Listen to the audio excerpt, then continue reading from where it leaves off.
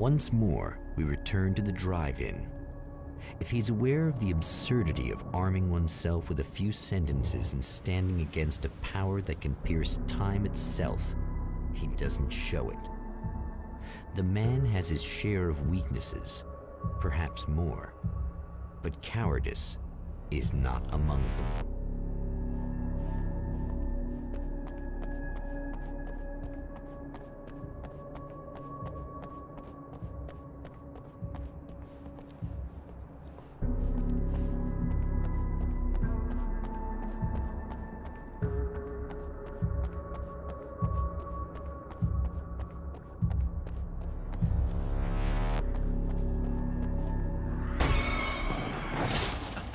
Oh, you got yourself a little plan, do you?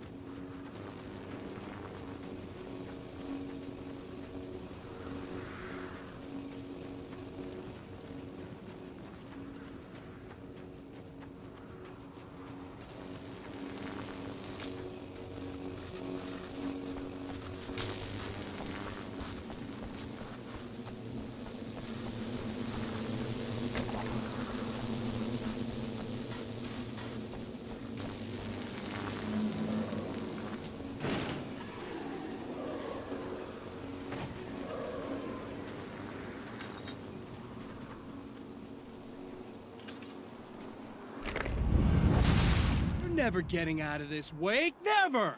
Don't worry, I'll take care of your wife and your life!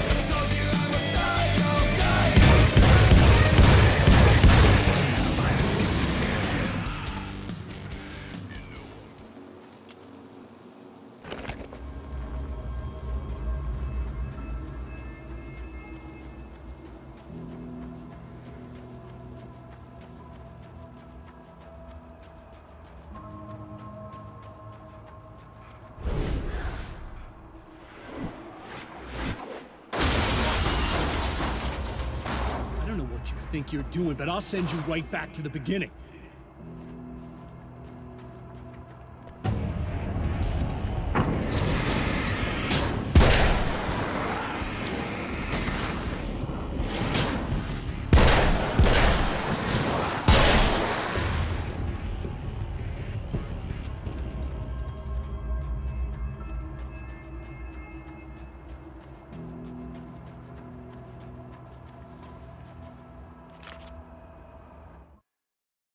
When the dark man's eyes suddenly locked into Serena's, she flushed hot. They ignited a black fire in her. He was talking. He wanted the power turned off. He said something about the projector booth. She hooked a finger under his belt buckle. He grabbed a hold of her throat and twisted until it hurt. Somewhere deep inside, a part of her screamed in paralyzed horror, but the moan that escaped from her throat had no panic in it. "Pay attention," he said. "Business first." His eyes glittered shamelessly. Hers did too.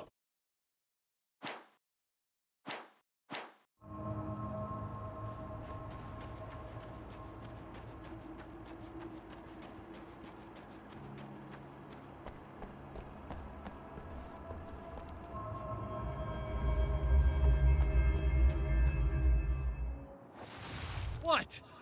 You think whatever it is you're gonna do is gonna make a difference? This'll end up just like before!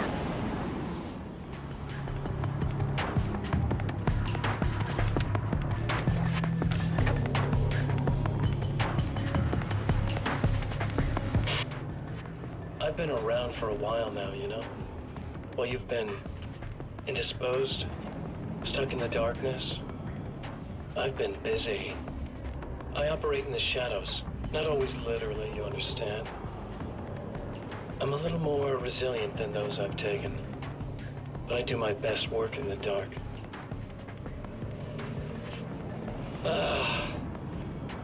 And there's so much darkness out there that goes deep, and the things that live in it are fast, big bastards. They don't mind getting a little bit of elbow room. All that chaos and madness, it doesn't really do that much down there. It's like pouring a glass of water into the ocean, right? But up here, yeah, you can really make an impact. All they need is someone to bring them all the way through. But first, I had to take care of you. You party pooper. You're stuck in an eternal cycle now. The sun's never coming up for you. Everything else? Do my thing. Getting a bit of quality time with Alice. That's a little something for me. And I deserve it.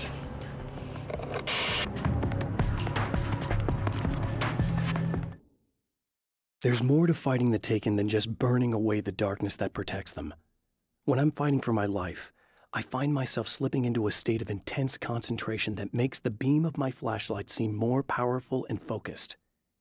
I used to think it was just my imagination, something brought on by the adrenaline and fear of death, but now I'm not so sure. I've been touched by powers that I can't begin to truly comprehend, and they've left a mark. I'm starting to think this might be a part of it.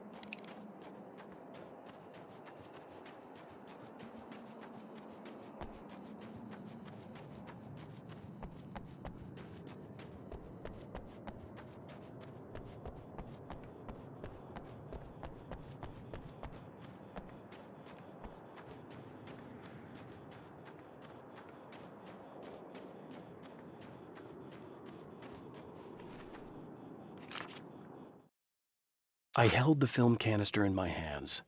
I saw her name written across it in big letters, followed by the title. It was a time capsule, moments snatched from times gone by, from a past that I hoped could also be our future. It was my salvation, our chance to be together.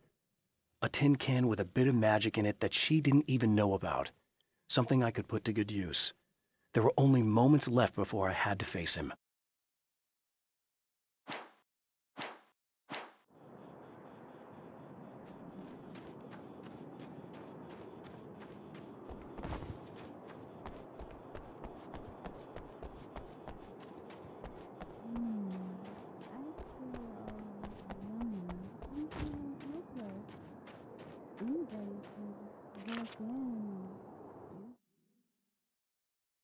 The clothes I wear now I shaped from dreams and memories. It's an old outfit, originally from the 90s. The last time I wore it was when I was still writing and Alice and I took a vacation in the desert before our troubles began. The night before, we'd been at a party, and I had dressed to the nines. On that lazy day, I put on these old clothes, worn and comfortable. Alice made a joke about grunge. I felt a little embarrassed, but I stuck with them. We were very happy. I'm sheathed in good memories to remind myself of what is at stake.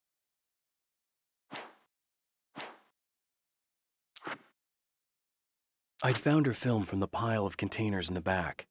I'd threaded it into the projector. I swallowed hard, staring at the screen, hearing her voice, the sunrise I remembered so well only moments away. And then Mr. was there, nailed by the projector's beam, caught in his own trap. He shouted at me. First in confusion, then rage. And then the sun came up and things started to burn.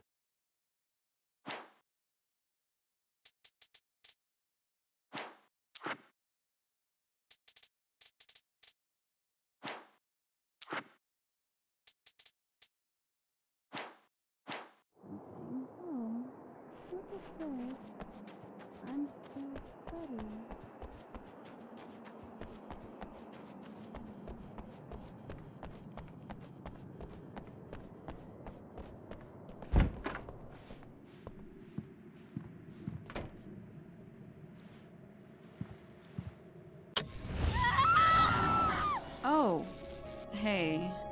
hoping I can put an end to this now. You'd better. I really don't want that to happen to me again. It's like somebody vomited in my brain, like a sleazy movie that keeps looping in my head. I'll stop this, I swear. You know the part that's really screwed up? If you mess it up, it'll just keep happening forever, right? I don't think I can deal with that. Don't think about that. I don't think of anything but. Hey, afterwards, when all this is done, look me up. This thing, I can probably help you deal with it. I don't know. It's almost like I'm not even in the same world anymore. Everything's just weird now. Yeah, I know. A lot of that'll pass with time, but being touched by the darkness, it's rough on you. It's a lot to process, and I just don't want you to get completely screwed up by this. Might be a little late for that, to be honest. Yeah, well, there's degrees. At least you're not at a point where you go around picking fights with people over not changing their light bulbs often enough. What? Never mind. All I'm saying is, you're not alone with this. And anyway, you're friends with Alice, so, you know, any friend of hers.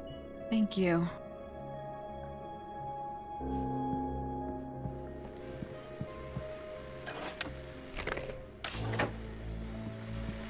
Hello, folks, and welcome to the third part of our pre-recorded interview with Serena Valdivia and renowned photographer Alice Wake.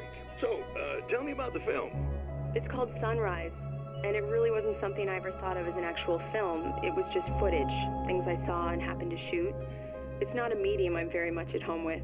You shouldn't put yourself down. You've got a great eye. Maybe, but experience is another thing. Because you're primarily a still photographer. Yes, exactly. So I'm really used to thinking of the world in terms of snapshots. I frame something and try to pick the right moment, and then reveal that moment to people. Moving images are a different story. I'm still learning a lot about it, to be honest. So, this is a new thing for you? Or maybe I'm just a slow learner. But showing it like this is definitely a new step for me. It's a little weird taking something this intimate and showing it to everybody. Not that the material itself is somehow shocking. It's just that those were private moments. But that's why it works, because it feels genuine. It's not so much a story as it is a sort of an echo, showing us how you saw your husband at the time. It's not really about the sunrise itself or Alan watching it. It's about you two together. I suppose. It's funny, looking at it now, especially now that it's been edited like that. It takes on a life of its own, almost. It's a kind of a fantasy. Well, there's nothing wrong with that. No, you're right. I'm glad you talked me into it.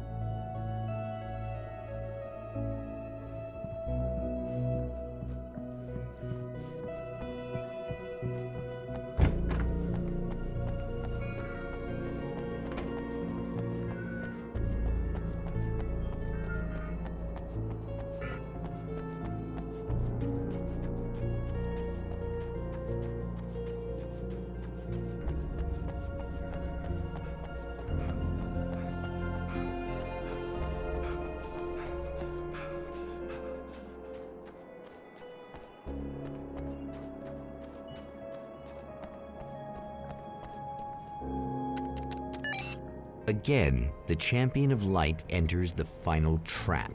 The new reality is almost here. All he needs to do is change the details of the scene, push it past the breaking point, and the rest will snap into place.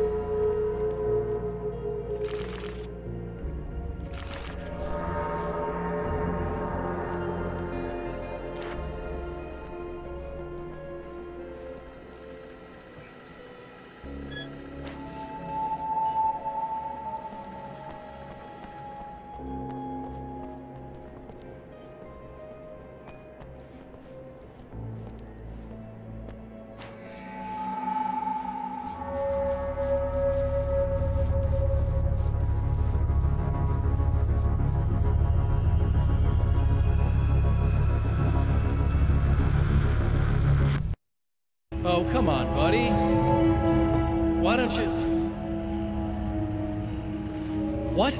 What is this? No!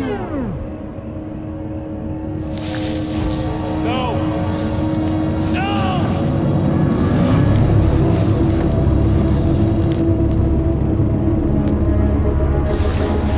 You can't do this! All I did was take the things you always wanted and never had the balls to go for. It's my turn now. It's my life. It's my life.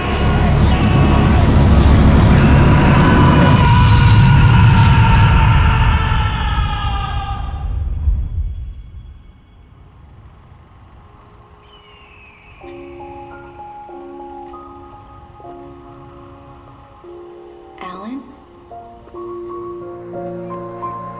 Is it really you? It's really me. How? I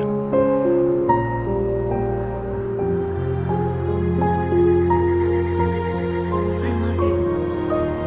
I love you.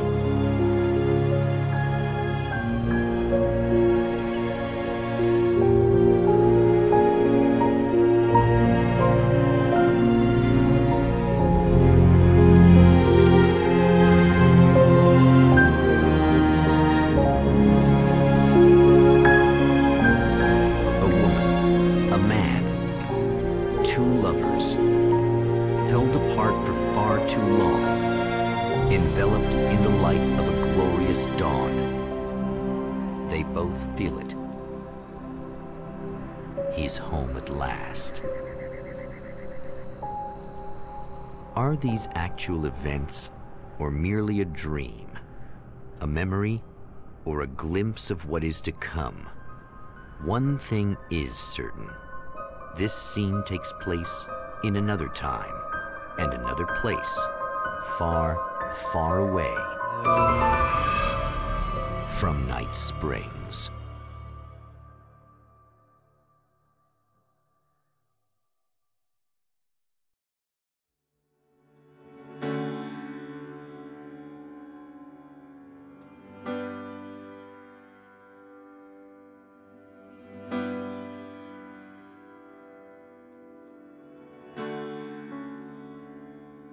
You know it feels nice watching the sun come up, and I've realized I can never return. Oh baby, it feels good watching the sun come up. I can attack the day with the will to burn, and the sky is a picture of violence, blood red and steely blue. It has beauty that can never be silenced.